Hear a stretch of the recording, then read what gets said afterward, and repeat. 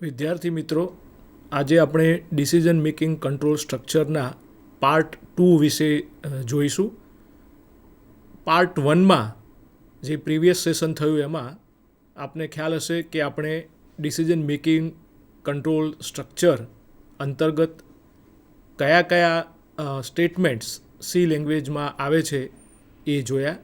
જો આપણે એને રિકોલ કરવાનો પ્રયત્ન કરીએ તો આપણે ઇફ સ્ટેટમેન્ટ જોયું, ઇફ એલ્સ સ્ટેટમેન્ટ જોયું, ત્યારબાદ આપણે મલ્ટિપલ ઇફ લેડર જોયું, ત્યારબાદ આપણે મલ્ટિપલ ઇફ લેડરનું ઓલ્ટરનેટ સ્વિચ સ્ટેટમેન્ટ જોયું. સ્વિચ સ્ટેટમેન્ટની અંદર આપણે બ્રેક સ્ટેટમેન્ટનો ઉપયોગ કેવી રીતે કરવો જોઈએ અને ક્યાં બ્રેક સ્ટેટમેન્ટને મૂકવું જોઈએ એ પણ જોયું. આ દરેકે દરેક કંટ્રોલ સ્ટેટમેન્ટ આપણે જે ડિસિઝન મેકિંગના શીખ્યા એ દરેકના રિલેટેડ પ્રોગ્રામિંગ એક્ઝામ્પલ્સ પણ આપણે રન કરીને જોયેલા હતા. આપને એ પણ યાદ હશે કે આપણે જે કંઈ પણ પ્રોગ્રામ રન કર્યા એ વિઝ્યુઅલ સ્ટુડિયો કોડ એમાં એ એન્વાયરમેન્ટમાં આપણે એ પ્રોગ્રામ રન કરેલા હતા. હવે આ જ વસ્તુઓને ધ્યાનમાં રાખી અને બાકીના કંટ્રોલ સ્ટ્રક્ચર્સ જે ડિસિઝન મેકિંગને રિલેટેડ છે એ બધાને ભેગા કરીને આપણે થોડાક જુદા જુદા પ્રોગ્રામિંગના એક્ઝામ્પલ્સ પણ જોશું, જેથી કરીને આપણા ડિસિઝન મેકિંગ કંટ્રોલ સ્ટ્રક્ચરના કન્સેપ્ટ છે એ વધારે સારા થઈ જાય, વધારે મજબૂત થઈ જાય અને આપણે રિલેટિવલી કોમ્પ્લેક્સ પ્રોગ્રામ્સ પણ આપણે લખી શકીએ. તો ચાલો આપણે સ્ટાર્ટ કરીએ છીએ decision making control structure part 2. ગયા સેશનમાં આપણે બ્રેક સ્ટેટમેન્ટ વિશે શીખેલા હતા. જે પ્રમાણે આપણે ગયા સેશનમાં જોયું કે બ્રેક સ્ટેટમેન્ટ છે એ તમારા કંટ્રોલ ફ્લોને રોકવા માટે, બ્રેક કરવા માટે યુઝ થાય છે. જ્યારે પણ આપણે બ્રેક સ્ટેટમેન્ટ આપણા પ્રોગ્રામમાં જે તે પ્રોગ્રામ કોડની અંદર વાપરીએ ત્યારે એ ત્યાંથી એક્ઝિટ થઈ અને એના પછીના સ્ટેટમેન્ટ ઉપર લઈ જાય છે. જેમ કે આપણે સ્વિચ સ્ટેટમેન્ટમાં બ્રેક સ્ટેટમેન્ટ વાપરેલું હતું તો એ જે તે કેસને તમારો બ્રેક કરે છે અને કંટ્રોલ છે એ તમારા સ્વિચ સ્ટેટમેન્ટની બોડીની બહાર લઈ જાય છે, જે આપણે ગયા લેક્ચરમાં જોયેલું હતું. હવે જેવી રીતે બ્રેક સ્ટેટમેન્ટ છે એવી જ રીતે એક ડિફોલ્ટ સ્ટેટમેન્ટ પણ આપણે આપણા પ્રોગ્રામમાં યુઝ કરી શકીએ છીએ. જે પ્રમાણે નામ છે ડિફોલ્ટ, એના ઉપરથી જ આપણે સમજી શકીએ કે એનો શું અર્થ છે. It is executed when no cases match in switch statement. આપણને ખબર છે કે જ્યારે આપણે સ્વિચ સ્ટેટમેન્ટ યુઝ કરીએ છીએ ત્યારે આપણે એની અંદર જુદા જુદા કેસીસ લખીએ છીએ. ઘણીવાર એવું બને કે તમે જે કેસ લખ્યા એમાંથી કોઈ પણ કેસ મેચ થતો નથી. તો જો કોઈ કેસ મેચ ન થાય તો શું કરવાનું? તો એના માટે ડિફોલ્ટ સ્ટેટમેન્ટ વપરાય છે અને ડિફોલ્ટ સ્ટેટમેન્ટમાં તમે જે સ્ટેટમેન્ટ લખેલું હોય એ જો કોઈ જ કેસીસ તમારા સ્વિચ સ્ટેટમેન્ટની અંદર મેચ ન થતા હોય તો બાય ડિફોલ્ટ સ્ટેટમેન્ટની અંદર આપણે જે સ્ટેટમેન્ટ્સ લખેલા હોય એ એક્ઝિક્યુટ થાય છે. ડિફોલ્ટ સ્ટેટમેન્ટ વાપરવું જ કમ્પલસરી નથી, એ ઓપ્શનલ છે. નોર્મલી જે ડિફોલ્ટ સ્ટેટમેન્ટ આપણે લખીએ છીએ એના માટે કીવર્ડ વપરાય છે ડિફોલ્ટ, બરાબર છે, જેનો ઉપયોગ નોર્મલી બધા જ કેસીસ પૂરા થઈ જાય સ્વિચ સ્ટેટમેન્ટની અંદર ત્યારે આપણે એને છેલ્લે મૂકીએ છીએ.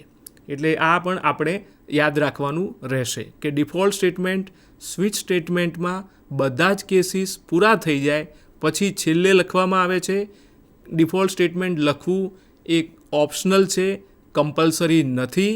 અને ડિફોલ્ટ સ્ટેટમેન્ટ ત્યારે એક્ઝિક્યુટ થાય છે કે જ્યારે સ્વિચ સ્ટેટમેન્ટની અંદર લખેલા કોઈપણ કેસ મેચ થતા નથી. આપણે આ વસ્તુને એક પ્રોગ્રામ દ્વારા સમજવાનો પ્રયત્ન કરીએ. આપણને ખબર છે કે વર્ષમાં 12 મહિના હોય છે અને દરેક મહિના માટેના નંબર ઓફ ડેઝ ફિક્સ છે. ફોર એક્ઝામ્પલ જાન્યુઆરી મહિનો, માર્ચ મહિનો, મે મહિનો, એ પ્રમાણે તો આપણે નંબરથી વાત કરીએ તો 1, 3, 5, 7, 8, 10 અને 12 આ બધા જ મંથના નંબર ઓફ ડેઝ છે એ 31 છે, 31 દિવસ છે. એવી જ રીતે એપ્રિલ મહિનો, જૂન મહિનો, સપ્ટેમ્બર મહિનો, નવેમ્બર મહિનો એટલે કે ચોથો મહિનો, છઠ્ઠો મહિનો, 9મો મહિનો અને 11મો મહિનો, આ મહિનાના દિવસો 30 હોય છે. જ્યારે ફેબ્રુઆરી મહિનાના દિવસ કાં તો 28 હોય છે અથવા તો 29 હોય છે. જે તે વર્ષ લીપ યર છે કે નહીં એના પ્રમાણે એ 28 કે 29 દિવસ હોય છે. ધારો કે આ જ વસ્તુનો આ જ કન્સેપ્ટને ધ્યાનમાં રાખીને ધારો કે આપણે એવો પ્રોગ્રામ લખવા માગીએ છીએ કે જેમાં આપણને મંથનો નંબર કહેવામાં આવે અને એ મંથના નંબર પ્રમાણે આપણો પ્રોગ્રામ એ મહિનામાં કેટલા દિવસ હશે એ આપણને કહી દે એવો આપણે પ્રોગ્રામ લખવો હોય તો એ પ્રોગ્રામ આપણે સ્વિચ સ્ટેટમેન્ટનો ઉપયોગ કરીને લખી શકીએ. હવે આ પ્રોગ્રામમાં તમે જોશો તો મહિનાનો નંબર છે એ વેલિડ નંબર છે એ 1 થી 12ની વચ્ચે હશે. બરાબર છે. હવે કાં તો જે તે મહિનામાં 31 દિવસ હશે અથવા 30 દિવસ હશે અથવા તો 28 કે 29 દિવસ હશે. એનો મતલબ એમ થયો કે આમ જોવા જઈએ તો 3 જ કેસ છે, 31 અથવા 30 અથવા તો ફેબ્રુઆરી હોય તો 28 કે 29. લીપ યર પ્રમાણે 28 અથવા તો 29 થશે. અહીંયા તમે જોશો તો પહેલો મહિનો હોય તો પણ આપણે 31 પ્રિન્ટ કરવાનું છે, ત્રીજો મહિનો હોય તો પણ 31 પ્રિન્ટ કરવાનું છે, પાંચમો મહિનો હોય તો પણ 31. એનો મતલબ એમ થયો કે કેસ નંબર 1 હોય, 3 હોય, 5 હોય, 7 હોય કે ગમે તે હોય, આપણે નંબર ઓફ ડેઝ 31 પ્રિન્ટ કરવાના છે. એટલા માટે અહીંયા આગળ તમે જોશો તો જે સ્ટેટમેન્ટ્સ આપણે એક્ઝિક્યુટ કરવાના છે એ ઘણા બધા કેસીસ માટે સિમિલર છે. સિમિલર એટલા માટે કે આપણે 31 દિવસ લખવાના છે, આ કોઈ પણ આ મહિનો હોય તો 1, 3, 5, 7, 8, 10, 12. એટલા માટે આગળ આપણે ગયા સેશનમાં એક પ્રોગ્રામ લખેલો હતો જેમાં આપણે સ્વિચનો ઉપયોગ કરેલો હતો, પણ એમાં દરેક કેસ માટેનું સ્ટેટમેન્ટ અલગ હતું. અહીંયા આ પ્રોબ્લેમ એવો છે કે જેમાં તમારો જે પ્રોગ્રામ બનશે એમાં એક કરતાં વધારે કેસીસ માટે સેમ સેટ ઓફ સ્ટેટમેન્ટ્સ આપણે એક્ઝિક્યુટ કરવાના થશે.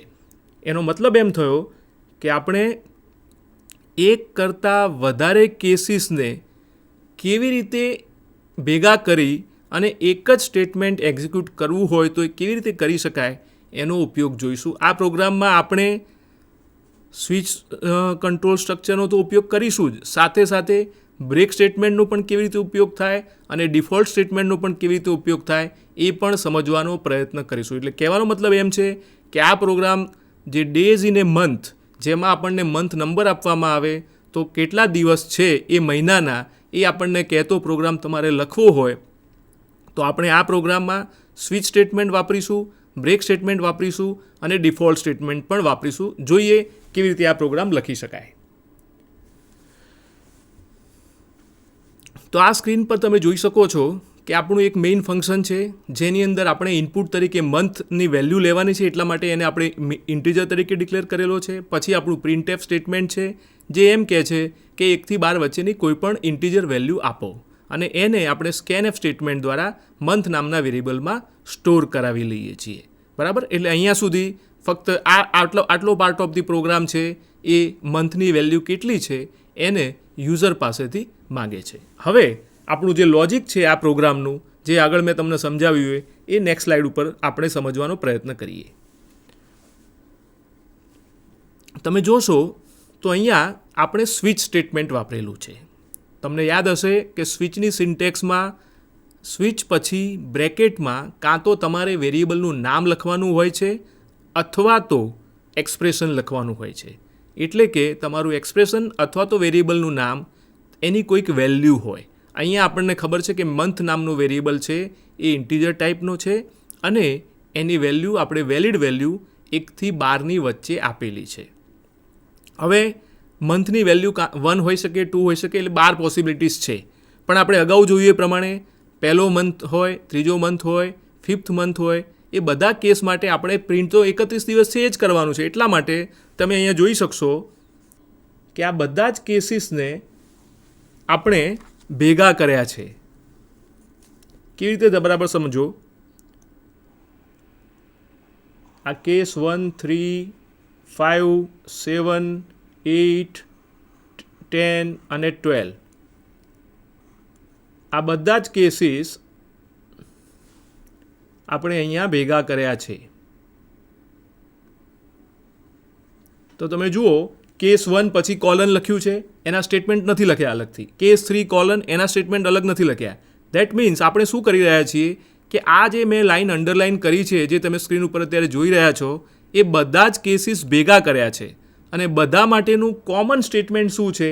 તો પ્રિન્ટએફ છે. એનું પ્રિન્ટએફ તમે જોશો તો આ જે પ્રિન્ટએફ આપણે અહીંયા યુઝ કર્યું છે, તમે જોશો અહીંયા, તો જે પ્રિન્ટએફ આપણે અહીંયા લખ્યું છે એ બધા જ કેસીસ માટે આપણું ફિક્સ છે. Number of days in month %d is equal two 31 અને ત્યાં આગળ આપણે મંથની વેલ્યુ પ્રિન્ટ કરી છે. દેટ મીન્સ અહીંયા આગળ એક પ્રિન્ટએફ સ્ટેટમેન્ટ બધા જ કેસીસ માટે કોમન હોવાથી બધા જ કેસીસને આપણે ભેગા કર્યા છે. કયા કેસ? કેસ 1, પછી કોલન લખ્યું છે, એની અંદરનું સ્ટેટમેન્ટ સેમ છે, case 3 colon, case 5 colon, case 7 colon, આ બધા જ કેસીસને ભેગા કર્યા અને એનું એક સ્ટેટમેન્ટ આપણે એક્ઝિક્યુટ કરીએ છીએ કે number of days equal to 31. અને આપણે અગાઉ જોયું હતું એ પ્રમાણે દરેક કેસ પછી છેલ્લું સ્ટેટમેન્ટ આપણે બ્રેક મૂકીએ છીએ. એટલા માટે અહીંયા આગળ એના પછીનું સ્ટેટમેન્ટ છે એ બ્રેક છે. એટલે એક આ કેસ પતી ગયો. એના પછી 30 દિવસવાળો કેસ. તો આપણને ખબર છે કે 30 દિવસવાળા મહિના કયા છે? તો એપ્રિલ મહિનો એટલે કે ચોથો મહિનો, તમે અહીંયા જોઈ શકો છો, ચોથો મહિનો, છઠ્ઠો મહિનો, 9મો મહિનો અને 11મો મહિનો. એટલે કે આ 4 કેસ એવા છે કે જેમાં number of days is equal two 30 છે. એટલે એને કરસ્પોન્ડિંગ આપણું પ્રિન્ટએફ સ્ટેટમેન્ટ અહીંયા આગળ આપણે લખેલું છે કે જે એવું કહે છે કે તમારા નંબર ઓફ ડેઝ છે એ 30 છે. નંબર ઓફ ડેઝ 30 છે. એટલે કે 4 કેસ આપણે ભેગા કર્યા. હવે બીજો કેસ કયો રહ્યો? તો કેસ 2 એટલે કે ફેબ્રુઆરી મહિનો, સેકન્ડ મહિનો. તો એમાં આપણે પ્રિન્ટ કરીએ છીએ number of days in A month number %d એટલે કે મંથની વેલ્યુ ઇઝ આઈધર 28 ઓર 29.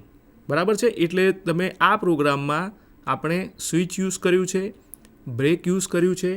હવે છેલ્લું તમે જોશો બધા જ કેસ પૂરા થઈ જાય પછી આપણે અહીંયા ડિફોલ્ટ કીવર્ડ વાપર્યો છે, જે આપણે અગાઉની સ્ક્રીનમાં જોયું છે કે ડિફોલ્ટ કીવર્ડ ક્યારે વપરાય. તો ડિફોલ્ટ છે એ ઓપ્શનલ છે. ડિફોલ્ટ ત્યારે લખાય છે કે જ્યારે બધા જ કેસીસ પૂરા થઈ જાય અને કોઈ કેસ મેચ ન થાય ત્યારે ડિફોલ્ટ સ્ટેટમેન્ટ તમારું ડિફોલ્ટવાળું જે કેસ છે એ એક્ઝિક્યુટ થાય. એની અંદર આપણે શું લખ્યું છે? Printf wrong input. એટલે કે આપણો પ્રોગ્રામ ખરેખર યુઝર પાસેથી મંથનો નંબર માગે છે અને આપણને ખબર છે કે મંથની વેલિડ વેલ્યુ 1 થી 12ની વચ્ચે હોવી જોઈએ.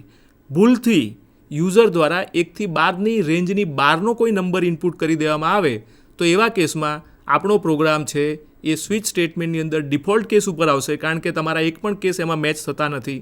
એટલે એમ કહેશે કે તમે જે ઇનપુટ આપ્યો છે એ ખોટો છે. બરાબર છે? એટલે એ પ્રિન્ટ કરશે અને બ્રેક થાય છે. અને અહીંયા આ તમે જે છેલ્લું જોશો, આ કર્લી બ્રેકેટ, આ જે દેખાય છે કર્લી બ્રેકેટ, એ આપણા મેઇન સ્ટેટમેન્ટને પૂરું કરે છે. એટલે કે મેઇન ફંક્શન ત્યાં પૂરું થાય છે. એટલે આ રીતે આપણો આ પ્રોગ્રામ લખેલો છે. આ પ્રોગ્રામ દ્વારા મેં અગાઉ કહ્યું એ પ્રમાણે આપણે આવા જેટલા પણ પ્રોગ્રામ્સ હોય, એક્ઝામ્પલ તમને આપેલા હોય, જેમાં આપણે આવું સ્વિચનો કેસ હોય તો સ્વિચ કેસ યુઝ કરીને કરસ્પોન્ડિંગ દરેક કેસ પછી બ્રેક યુઝ કરીને, ધારો કે કોઈ કેસ મેચ ન થાય તો ડિફોલ્ટ સ્ટેટમેન્ટ કેવી રીતે લખાય એનો એક એક્ઝામ્પલ આપણે અત્યારે જોયો. આ જ પ્રોગ્રામને આપણે વિઝ્યુઅલ સ્ટુડિયો કોડમાં રન કરીને જોવાનો પ્રયત્ન કરીએ.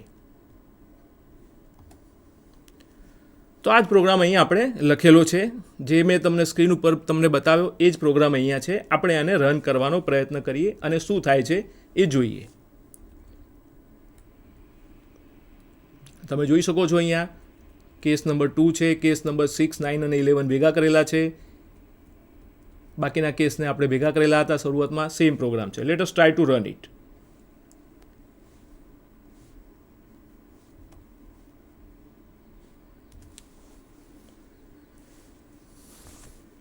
આપણે અહીંયા પ્રોગ્રામને રન કર્યો છે.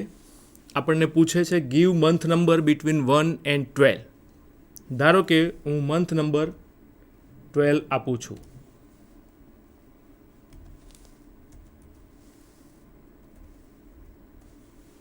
તો મંથ નંબર મેં 12 આપ્યો છે અને તમે જોઈ શકો છો કે number of days in month number 12 is 31. આપણને ખબર છે કે 12મો મહિનો એટલે કે ડિસેમ્બર મહિનો અને એમાં 31 દિવસ છે. આ પ્રોગ્રામને આપણે ફરીથી રન કરવાનો પ્રયત્ન કરીએ અને ધારો કે આપણે ભૂલથી 1 થી 12ની વચ્ચેનો નંબર આપવાની જગ્યાએ કોઈ બીજો નંબર આપી દઈએ. ધારો કે હું અહીંયા નંબર આપું છું 15 નંબરનો મંથ નથી આપણને ખબર છે.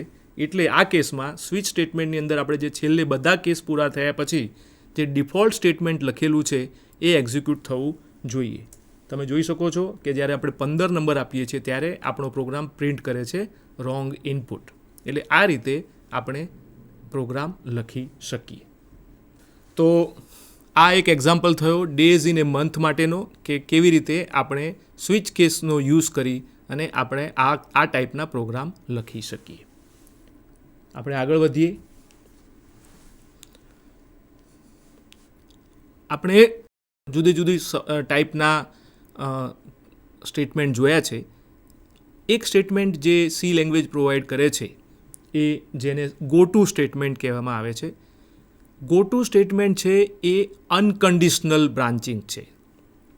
અનકન્ડિશનલ બ્રાન્ચિંગનો મતલબ એમ થયો કે અહીંયા આગળ આપણે કોઈ ટાઈપની કન્ડિશનને ચેક કરતા નથી અને કંટ્રોલને તમારા પ્રોગ્રામના કંટ્રોલને એક જગ્યાએથી બીજી જગ્યાએ ટ્રાન્સફર કરીએ છીએ.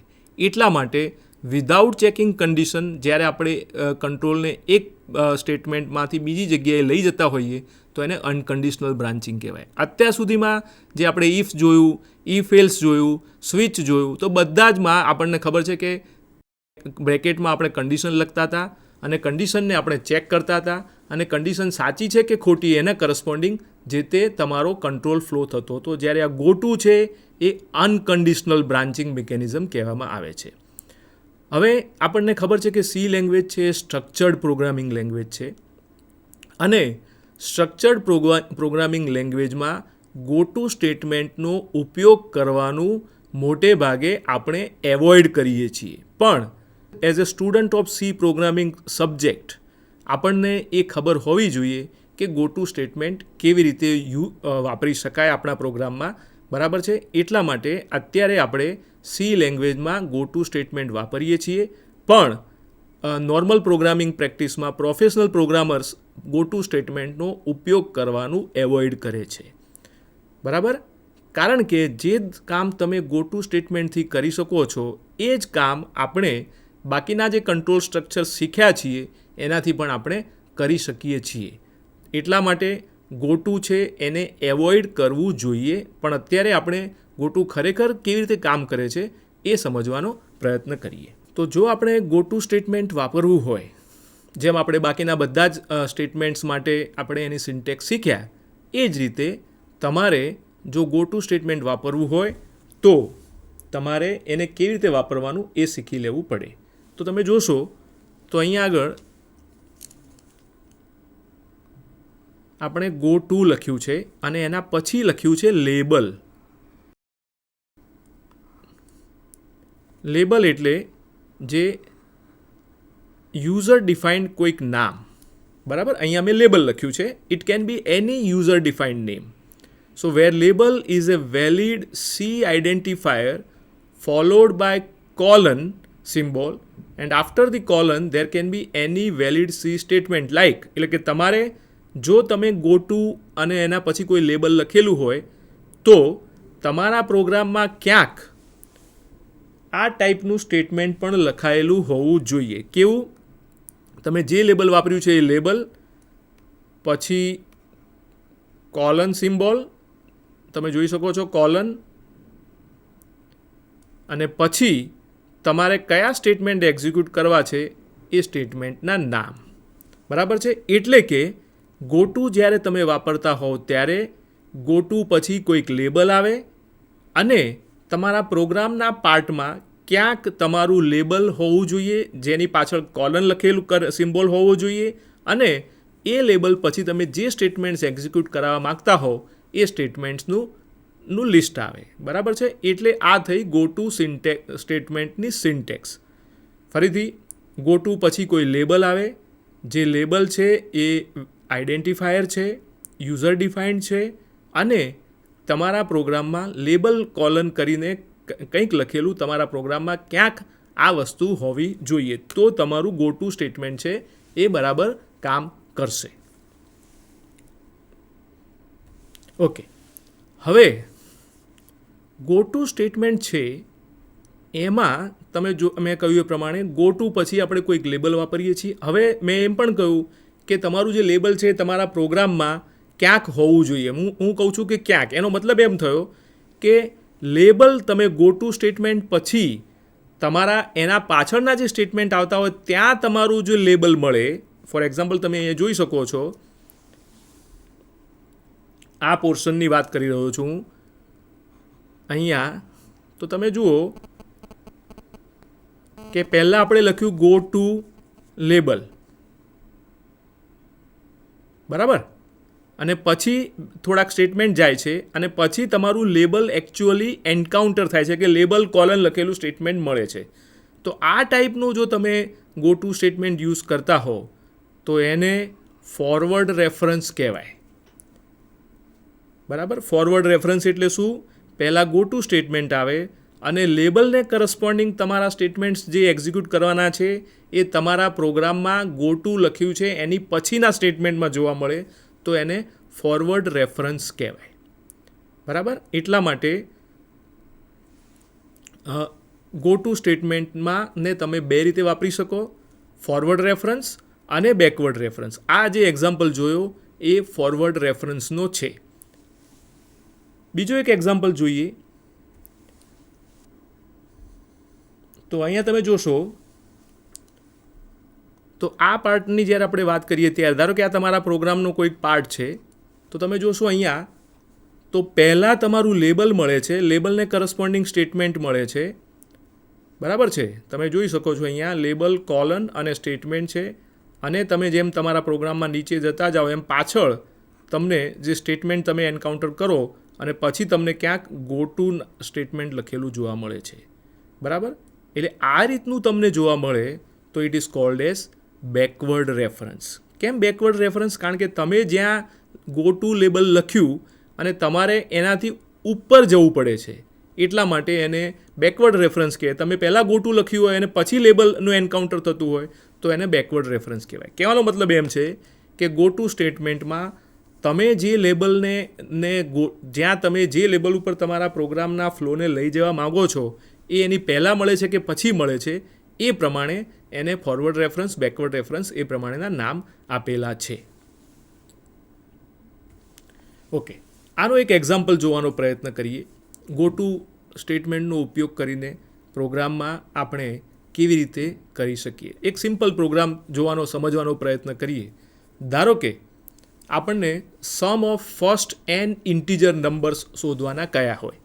બરાબર, sum of first n integer numbers કરવાના કયા હોય. ધારો કે એનની વેલ્યુ આપણને 3 આપેલી છે તો ફર્સ્ટ એન ઇન્ટીજર નંબર કયા થાય? તો 1 + 2 + 3 ધીસ ઇક્વલ ટુ 6. આ રીતનું આપણા પ્રોગ્રામે કરવાનું છે. બરાબર, sum of first N integers એટલે કે તમારે પહેલાં એન નંબર આપેલા હોય તો એ એન નંબરનો સરવાળો કરી અને તમારા પ્રોગ્રામે એને પ્રિન્ટ કરવાનો છે. બરાબર છે, તો આ પ્રોગ્રામ આપણે લખવો હોય તો આપણે શું કરી શકીએ, કેવી રીતે લખી શકીએ? તો આ એક સિમ્પલ કોડ છે એનો, જે આ જ વસ્તુ આપણે બીજી રીતે પણ કરીશું. પાછળના સેશન્સ આપણે જ્યારે જોશું ત્યારે આ જ કામ આપણે બીજા કંટ્રોલ સ્ટ્રક્ચરનો ઉપયોગ કરીને કરી શકીએ. પણ અત્યારે આપણે ગો ટુ સ્ટેટમેન્ટ સમજવાનો પ્રયત્ન કરીએ છીએ એટલે ગો ટુ સ્ટેટમેન્ટનો ઉપયોગ કરીને આપણે આ પ્રોગ્રામ કેવી રીતે લખી શકીએ એ અહીંયા કરવાનો પ્રયત્ન કર્યો છે. તમે અહીંયા જોશો તો અહીંયા આગળ આપણા પ્રોગ્રામમાં હેડર ફાઇલ ઇન્ક્લુડ કરેલી છે જે standardio.h, કારણ કે આપણે આપણા પ્રોગ્રામમાં printf અને scanf યુઝ કરીએ છીએ. પછી તમે જોશો તો 2 વેરિયેબલ ડિક્લેર કરેલા છે, n અને sum = 0, કારણ કે આપણે sum of first numbers n integers કરવા છે એટલે જ્યારે પણ આપણે બિકોઝ આપણે જે આન્સર આવે એને કોઈ વેરિયેબલમાં સ્ટોર કરશું એટલે આપણે એને ઇનિશિયલાઇઝ કર્યો છે 0થી. ઓકે, એટલે સમ = 0 લખેલું છે. n છે એ નંબર છે જેને આપણે યુઝર પાસેથી લઈશું કે ભાઈ કેટલા નંબરનો કયા ફર્સ્ટ n નંબરનો સમ કરવો છે એ n આપણે લઈશું. કારણ કે આપણે પહેલા નંબરથી ચાલુ કરી અને n નંબર સુધી જશું અને એનો સમેશન કરતા જઈશું એટલા માટે આપણે એક વેરિયેબલ લીધો છે i, જેને આપણે ઇનિશિયલાઇઝ કરીએ છીએ 1થી. પછી આપણું printf સ્ટેટમેન્ટ છે એ મેસેજ મૂકશે કે ભાઈ એક ઇન્ટીજર નંબર આપો અને બીજું એના પછીનું scanf સ્ટેટમેન્ટ છે એ આપણો નંબર રીડ કરશે. તો આ સ્ક્રીનમાં આપણે જોઈ શકીએ છીએ કે આપણે સમ વેરિયેબલને 0થી ઇનિશિયલાઇઝ કર્યો છે, આઈ વેરિયેબલને આપણે 1થી ઇનિશિયલાઇઝ કર્યો છે, અને જે પહેલાં n નંબરનું આપણે સમ કરવો છે એ n વેલ્યુ આપણે રીડ કરાવી લીધી. હવે જે આપણો કન્સેપ્ટ છે ગોટુનો એ આ સ્ક્રીન ઉપર લખેલો છે. તમે જોશો તો અહીંયા ગો ટુ લૂપ એવું લખેલું છે, બરાબર છે. એટલે આ લૂપ જે છે, આ જે વર્ડ છે એ આપણો આઈડેન્ટિફાયર છે, જે યુઝર ડિફાઇન્ડ છે, બરાબર છે. હવે લૂપ ક્યાં લખેલું છે? Loop colon. તો તમે જોશો તો આપણા પ્રોગ્રામમાં આ જગ્યાએ લૂપ કોલન લખેલું છે, બરાબર. એટલે કે ગો ટુ સ્ટેટમેન્ટની પહેલાં તમારું લૂપ કોલન સ્ટેટમેન્ટ એન્કાઉન્ટર થાય છે. એટલે આ બેકવર્ડ રેફરન્સનો એક્ઝામ્પલ છે, બરાબર છે. હવે આપણે આને કેવી રીતે રન કરીએ છીએ અથવા તો કેવી રીતે આ એકચ્યુઅલી પ્રોગ્રામ વર્ક કરે છે એ સમજવાનો પ્રયત્ન કરીએ. ગઈ સ્ક્રીનમાં આપણે જોયું પ્રમાણે આગળની સ્લાઇડમાં કે i = 1 આપણે ઇનિશિયલાઇઝ કરેલું હતું અને nની વેલ્યુ આપણે આપેલી હશે. ફોર એક્ઝામ્પલ, ધારો કે nની વેલ્યુ મેં 3 આપેલી છે. n = ધારો કે 3 લીધેલો છે. તો i <= n, i તો આપણે 1થી ઇનિશિયલાઇઝ કર્યો છે એટલે કન્ડિશન ટ્રુ થશે, એટલે સ્ટેટમેન્ટ એક્ઝિક્યુટ થશે sum = sum + i, બરાબર. આઈની વેલ્યુ 1 છે અને સમની વેલ્યુ 0 હતી, એટલે સમ કેટલું થશે?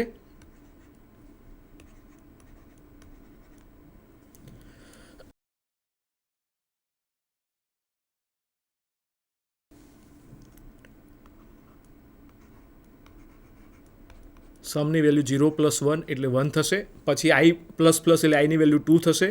પછી આપણે કહીએ છીએ ગો ટુ લૂપ, એટલે પછી કંટ્રોલ ક્યાં જશે? પાછું જ્યાં લૂપ સ્ટેટમેન્ટ લખેલું છે ત્યાં જશે. એટલે કે જ્યારે ગો ટુ લૂપ થશે ત્યારે અનકન્ડિશનલ છે, એટલે બાય ડિફોલ્ટ એ પાછો કંટ્રોલને અહીંયા લાવી દેશે. ક્યાં લાવી દેશે? તો ફરીથી અહીંયા આગળ આ સ્ટેટમેન્ટ ઉપર.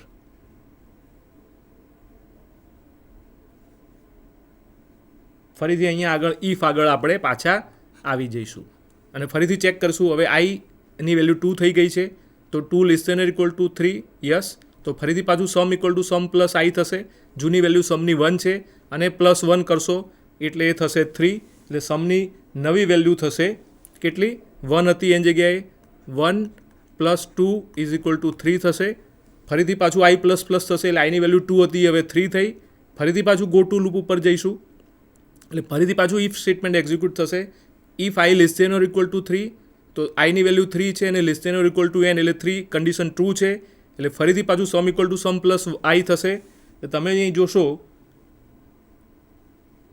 તો હવે જૂની વેલ્યુ સમની 3 હતી અને ફરીથી એમાં આઈની વેલ્યુ 3 એડ થઈ, એટલે નવી વેલ્યુ થઈ સમની 6.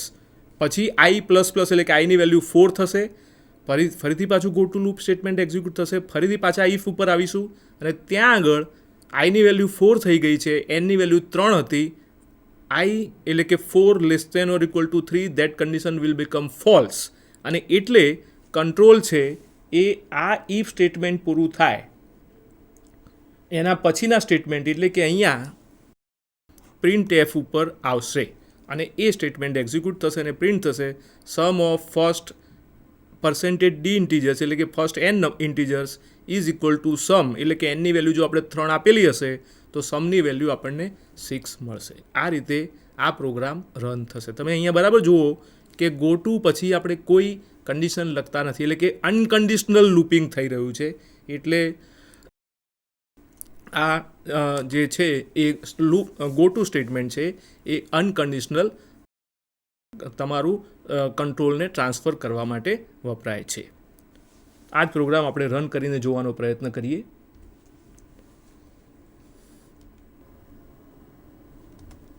તો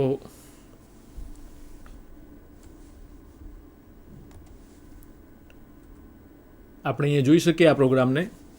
ઓલરેડી મેં પ્રોગ્રામ આપણને સમજાવેલું છે. વિઝ્યુઅલ સ્ટુડિયો કોડમાં આ પ્રોગ્રામ કેવી રીતે રન થાય એ જ ફક્ત આપણે જોવાનું છે. તો let us run this programme.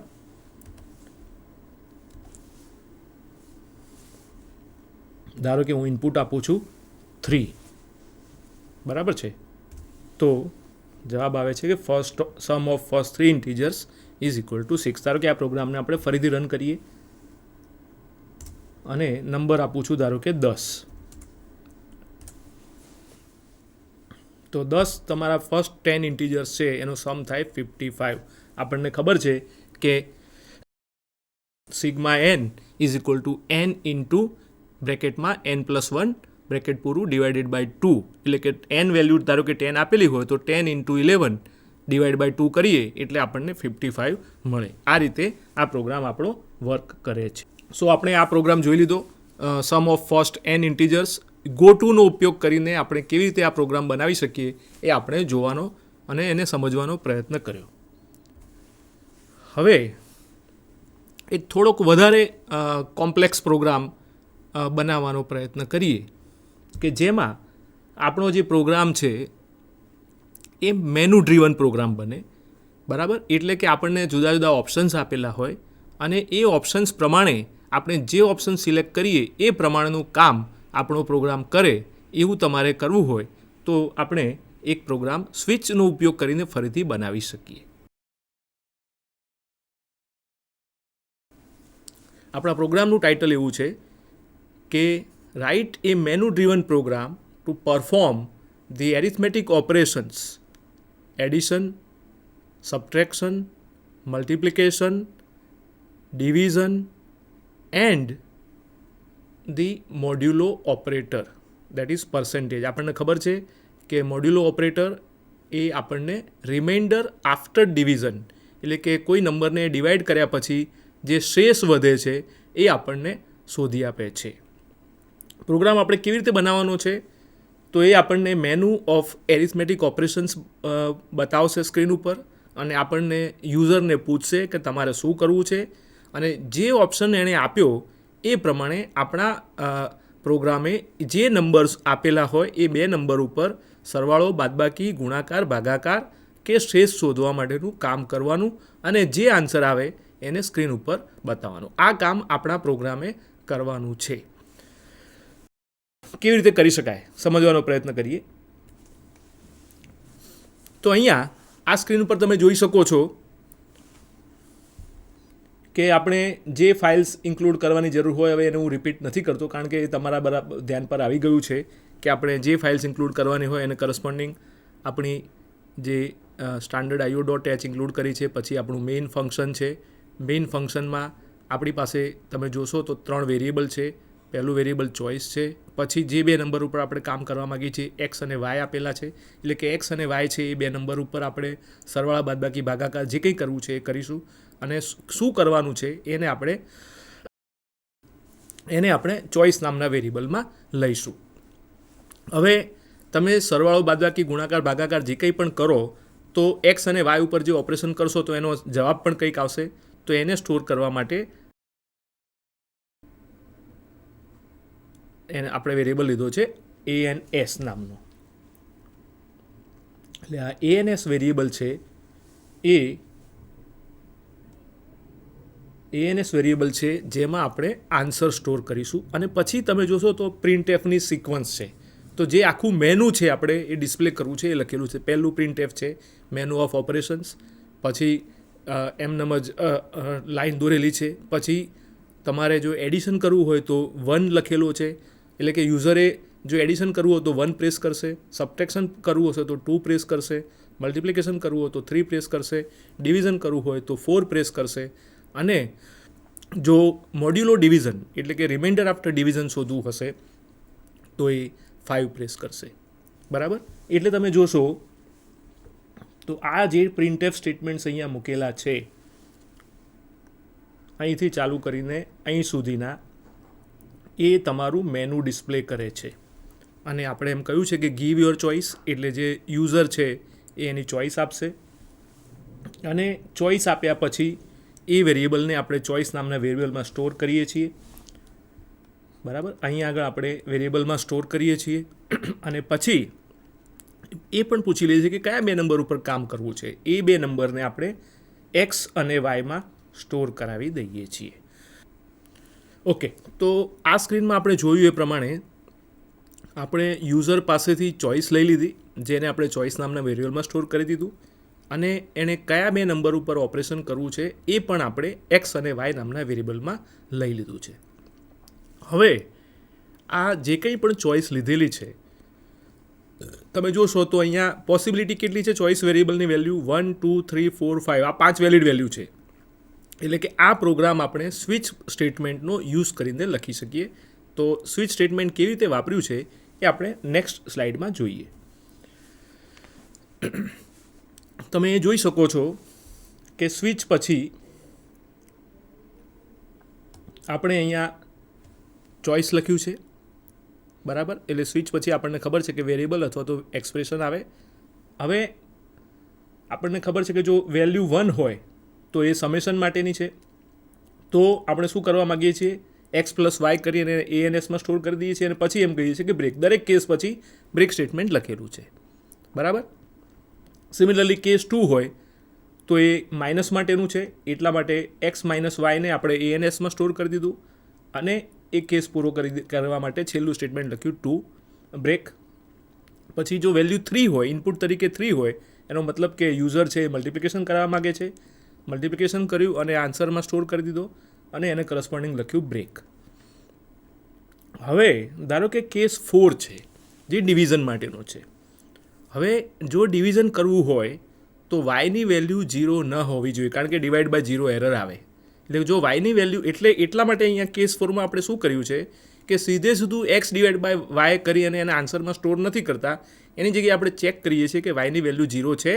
જો વાયની વેલ્યુ 0 હોય તો આપણે અહીંયા લખી દઈએ છીએ કે ડિવિઝન ઇઝ નોટ પોસિબલ, બરાબર. Instead of doing division we are printing A message કે ભાઈ વાયની વેલ્યુ 0 છે એટલે ડિવાઈડ બાય 0ની એરર ના આવે, એટલા માટે આપણે કહીએ છીએ ડિવિઝન નોટ પોસિબલ. અને ધારો કે વાયની વેલ્યુ 0 નથી તો આપણે એક્સ ડિવાઈડ બાય વાય કરીએ છીએ અહીંયા, અને એનો જે આન્સર આવે એને ANS નામના વેરિયેબલમાં સ્ટોર કરી દઈએ છીએ. અહીંયા કેસ પૂરો થાય એટલા માટે આપણે અહીંયા બ્રેક લખી દીધું. એટલે તમે જોશો તો કેસ 4માં, એટલે કે ડિવિઝનવાળા કેસમાં, આપણે instead of doing division directly આપણે પહેલાં વાયની વેલ્યુને ચેક કરી, વાયની વેલ્યુ 0 નથી એ એન્શ્યોર કર્યું, ત્યારે જ આપણે ડિવિઝન કર્યું અને પછી બ્રેક કર્યું. જો કેસ 5 હોય, એટલે કે મોડ્યુલો ડિવિઝનની વાત છે, તો x%5, બરાબર છે, x%y અને એનો જે રિમાઇન્ડર આફ્ટર ડિવિઝન એટલે કે શેષ વધશે એને આપણે ANSમાં સ્ટોર કરી છે. ધારો કે આપણે ભૂલ કરી ચોઇસ આપવામાં, 1 to 5 આપવાની હતી અને કોઈ બીજી વેલ્યુ ભૂલથી આપી દીધી, તો અગાઉ આપણે શીખ્યા છીએ એ પ્રમાણે એક પણ કેસ મેચ નહીં થાય, 1, 2, 3, 4, 5 કશું મેચ નહીં થાય, તો પછી આપણે ક્યાં આવીશું, અહીંયા આવીશું, જેને આપણે ડિફોલ્ટ કહીએ છીએ. એટલે કે ડિફોલ્ટ સ્ટેટમેન્ટમાં આપણે લખેલું છે રોંગ ચોઇસ અને આપણે કહ્યું બ્રેક, બરાબર. એટલે તમે જોશો અહીંયા તો અહીંયા આગળથી આપણું આ સ્વિચ છે એ ચાલુ થયું અને અહીંયા આગળ આ જે છે આ કર્લી બ્રેકેટ છે, ક્લોઝિંગ કર્લી બ્રેકેટ, અહીંયા આગળ આપણું સ્વિચ સ્ટેટમેન્ટ પૂરું થાય છે,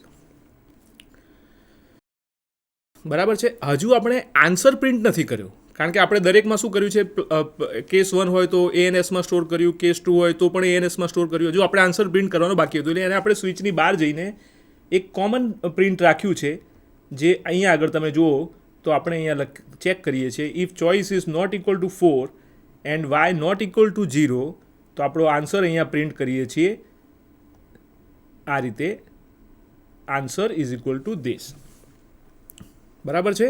એટલે કે ફરીથી આપણે એ ચેક કર્યું કે જો વાયની વેલ્યુ 0 આપેલી હોય તો આપણે ડિવિઝન કર્યું જ નથી, તો પછી એનો જવાબ પ્રિન્ટ કરવાનો ના હોય. એટલે અહીંયા એન્શ્યોર કર્યું કે વાય નોટ ઇક્વલ ટુ 0 હોય અને ચોઇસ આપણે 4 નથી આપેલી, બરાબર છે.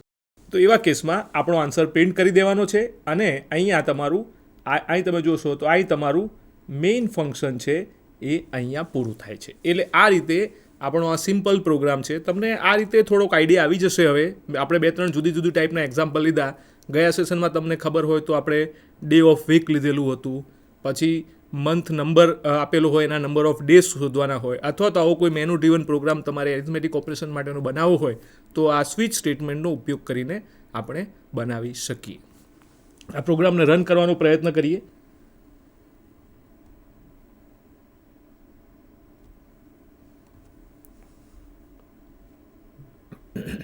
સેમ પ્રોગ્રામ અહીંયા લખેલો છે, મેં તમને સ્ક્રીન ઉપર જે સમજાવ્યો એ જ. અહીંયા મેનુ ઓફ ઓપરેશન્સ છે, આપણી પાસે એક્સ વાય વેરિયેબલ છે, ચોઇસ વેરિયેબલ છે, આન્સર વેરિયેબલ છે, મેનુ ઓફ ઓપરેશન્સ છે, અહીંયા સુધીના પ્રિન્ટએફ છે જે આપણું મેનુ પ્રિન્ટ કરે છે, પછી આપણું સ્કેનએફ છે, 2 નંબર રીડ કરી લીધા, પછી અહીંયા સ્વિચ સ્ટેટમેન્ટ ચાલુ થયું, આપણા બધા કેસીસ છે, કેસ 1 સમ માટેનો, કેસ 2 સમ માટેનો,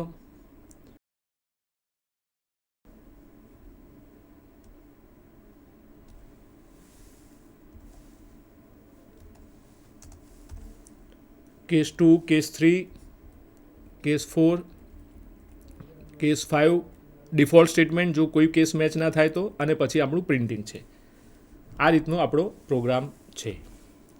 let us try to run this.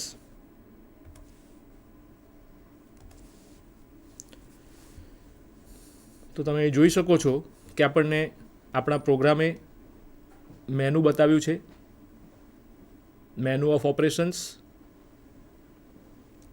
1 addition માટે, 2 સબટ્રેક્શન માટે, 3 મલ્ટિપ્લિકેશન માટે, 4 ડિવિઝન માટે અને 5 છે એ મોડ્યુલો ડિવિઝન માટે, અને આપણી પાસે ચોઇસ પૂછે છે. ધારો કે હું મેનુ ઓફ ઓપરેશન્સમાં આપું છું 3 એટલે કે મલ્ટિપ્લિકેશન માટે.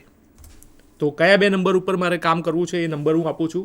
તો 5 પહેલો નંબર છે અને બીજો છે 8, એટલે કે 5 અને 8 ઉપર મારે મલ્ટિપ્લિકેશન કરવું છે, એટલે 5 × 8 40 આન્સર આવવો જોઈએ. So let S C.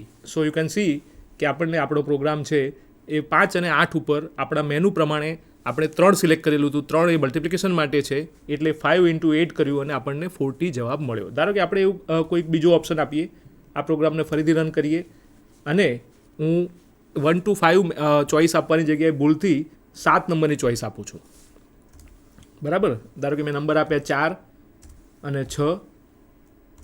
તો તમે જોઈ શકો છો કે મેં જે ચોઇસ આપી એ રેન્જમાં નહોતી આપેલી, એટલે ડિફોલ્ટ કેસમાં ગયું સ્વિચ સ્ટેટમેન્ટમાં, અને ત્યાં આગળ આપણને રોંગ ચોઇસ એવું લખાઈને આવે છે.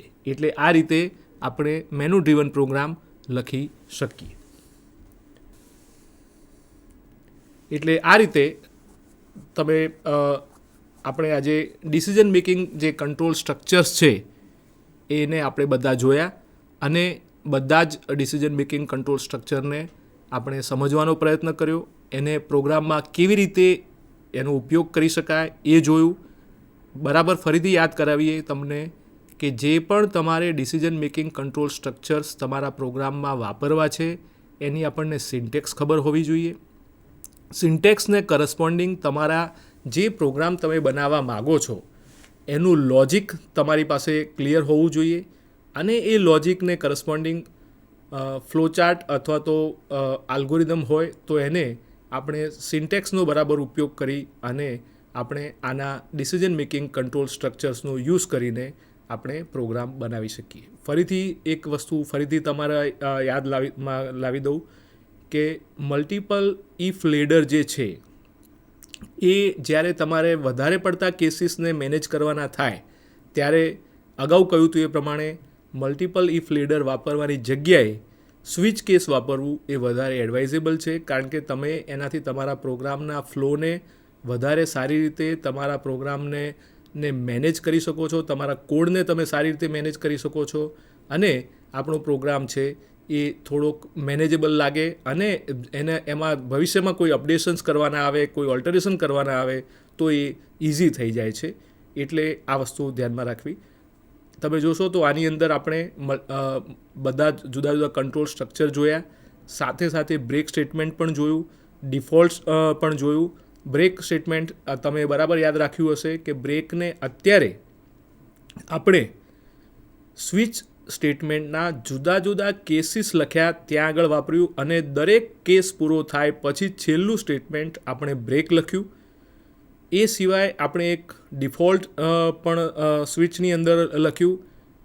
જો તમને યાદ હોય તો ડિફોલ્ટ સ્ટેટમેન્ટ એ ઓપ્શનલ છે, એનો આપણે ઉપયોગ ત્યારે કરીએ છીએ કે જ્યારે આપણા સ્વિચ સ્ટેટમેન્ટની અંદર લખેલા કોઈ પણ કેસ સાથે આપણી જે સ્વિચની અંદરની જે તમે સ્વિચ સાથે તમે જે બ્રેકેટમાં જે વેલ્યુ લખેલી છે, એક્સપ્રેશન લખેલું છે, જે વેરિયેબલ લખ્યું છે એની વેલ્યુ તમારા સ્વિચના એક પણ કેસ સાથે મેચ ન થાય ત્યારે તમે સ્વિચ સ્ટેટમેન્ટમાં બધા કેસ પૂરા થયા પછી જે ડિફોલ્ટ સ્ટેટમેન્ટ લખ્યું હોય ત્યાં આગળ તમે જે સ્ટેટમેન્ટ લખેલા હશે એ એક્ઝિક્યુટ થશે.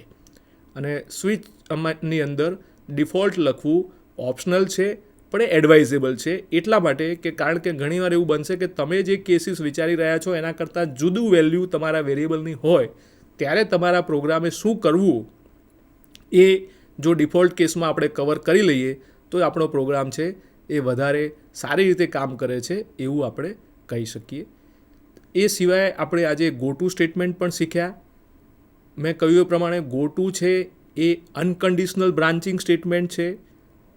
સી લેંગ્વેજ છે એ સ્ટ્રક્ચર્ડ પ્રોગ્રામિંગ લેંગ્વેજ છે અને કોઈપણ સ્ટ્રક્ચર્ડ પ્રોગ્રામિંગ લેંગ્વેજમાં ગો ટુનો ઉપયોગ એ એડવાઇઝેબલ નથી. એટલા માટે કારણ કે એનો કંટ્રોલ ક્યાંથી ક્યાં થાય છે અથવા તો ક્યાંથી ક્યાં જાય છે પ્રોગ્રામમાં એને સમજવો એને ટ્રેક કરવો થોડોક મુશ્કેલ થઈ જાય છે. એટલા માટે ગો ટુ સ્ટેટમેન્ટને નોર્મલી સ્ટ્રક્ચર્ડ પ્રોગ્રામિંગ લેંગ્વેજમાં એવોઇડ કરવામાં આવે છે. પણ જો ગો ટુ સ્ટેટમેન્ટ આપણે વાપરીએ જ તો એના કરસ્પોન્ડિંગ બે ટાઈપે તમે ગો ટુ સ્ટેટમેન્ટ વાપરી શકો છો. એક ફોરવર્ડ રેફરન્સ અને બીજું બેકવર્ડ રેફરન્સ છે. ગો ટુ સ્ટેટમેન્ટનો ઉપયોગ કરી અને આપણે એક સિમ્પલ પ્રોગ્રામ પણ લખ્યો જેમાં આપણે sum of first and integer numbers કેવી રીતે કરી શકાય એ પણ આપણે જોયું. અને છેલ્લે આપણે એક એવો પ્રોગ્રામ પણ જોયો કે જેમાં આપણે એરિથમેટિક ઓપરેશન્સનો પ્રોગ્રામ તમારે બનાવવો હોય જેને મેનુ ડ્રીવન પ્રોગ્રામ એટલે કે યુઝર છે એની ચોઇસ આપે કે એને શું ઓપરેશન કરવું છે તમારા બે જે નંબર્સ છે એના ઉપર એવો મેનુ ડ્રીવન પ્રોગ્રામ પણ આપણે બનાવી શકીએ જેનો આપણે એક સિમ્પલ એક્ઝામ્પલ પણ જોયો એરિથમેટિક ઓપરેશન્સનો મેનુ ડ્રીવન પ્રોગ્રામ બનાવવા માટેનો. સાથે સાથે મેનુ ડ્રીવન પ્રોગ્રામ બનાવતા હોવ ત્યારે અગાઉ કહ્યું એ પ્રમાણે કે જ્યારે તમે તમારા પ્રોગ્રામમાં ફોર એક્ઝામ્પલ જ્યારે ડિવિઝન કરો છો ત્યારે જે નંબરથી તમે ડિવાઈડ કરો છો એની વેલ્યુ 0 ના હોય એનું પણ આપણે ધ્યાન રાખવું પડે. અધરવાઇઝ ડિવાઈડ બાય 0 એરર આવે. એ ના આવે એટલા માટે ડિવાઈડ કરતાં પહેલાં જ આપણે સ્વિચ કેસની અંદર તમે જોયું છે કે ડિવિઝનના કેસમાં આપણે પહેલાં જે નંબરથી ડિવાઈડ કરીએ છીએ એની ઇક્વાલિટી 0થી ચેક કરી લઈએ છીએ. જો 0 હોય તો instead of doing the division operation આપણે ફક્ત મેસેજ મૂકી દઈએ છીએ કે જે ડિવિઝર છે એ 0 છે એટલા માટે ડિવિઝન પોસિબલ નથી. જો એ 0 ના હોય તો અને તો જ આપણે ડિવિઝન ઓપરેશન કરીએ છીએ. એટલે આ જાતના પ્રિકોશન્સ તમે જ્યારે પ્રોગ્રામિંગ કરતા હો ત્યારે તમારા પ્રોગ્રામમાં મૂકવા એડવાઇઝેબલ છે. આ સાથે આપણે આ ડિસિઝન મેકિંગ કંટ્રોલ સ્ટ્રક્ચર્સનું જે ચેપ્ટર છે એને હવે અહીંયા પૂર્ણ કરીએ છીએ. નેક્સ્ટ સેશનમાં આપણે લૂપિંગ જે કંટ્રોલ સ્ટ્રક્ચર્સ છે લૂપિંગ માટેના કંટ્રોલ સ્ટ્રક્ચર્સ છે એ શું છે એનો કેવી રીતે ઉપયોગ થઈ શકે કઈ ટાઈપના લૂપિંગ કંટ્રોલ સ્ટ્રક્ચર્સ છે એ આપણે નેક્સ્ટ સેશનમાં જોશું. Thank you.